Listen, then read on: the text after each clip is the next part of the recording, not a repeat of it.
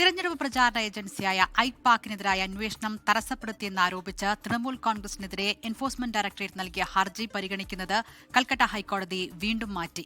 വിഷയം സുപ്രീംകോടതിയുടെ പരിഗണനയിൽ ഉണ്ട് എന്ന് ഇഡി അറിയിച്ചതോടെയാണ് ഹൈക്കോടതിയുടെ തീരുമാനം.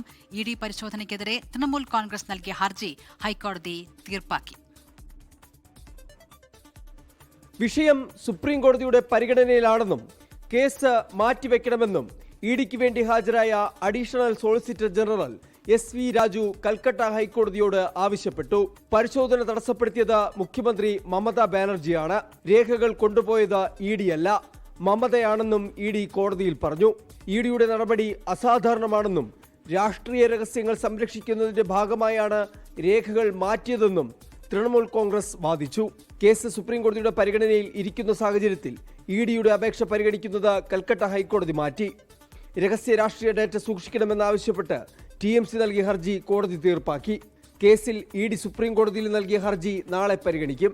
കൽക്കരി കുംഭകോണവുമായി ബന്ധപ്പെട്ട കള്ളപ്പണം വെളുപ്പിക്കൽ കേസിന്റെ ഭാഗമായാണ് കൊൽക്കത്തയിലെ ഐപാക് ഓഫീസിലും സ്ഥാപകനായ പ്രദീക് ജെയിനിന്റെ വസതിയിലും ഇഡി പരിശോധന നടത്തിയത്.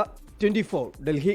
ലോകത്തെവിടെയായാലും ഏത് സമയത്തും 24 വാർത്തകളും ഓഗ്മെന്റഡ് റിയാലിറ്റി പാക്കേജുകളും എക്സ്പ്ലെയിനറുകളും വിശദമായി കാണാൻ ഞങ്ങളുടെ YouTube ചാനൽ നിങ്ങൾക്ക് സബ്സ്ക്രൈബ് ചെയ്യാം.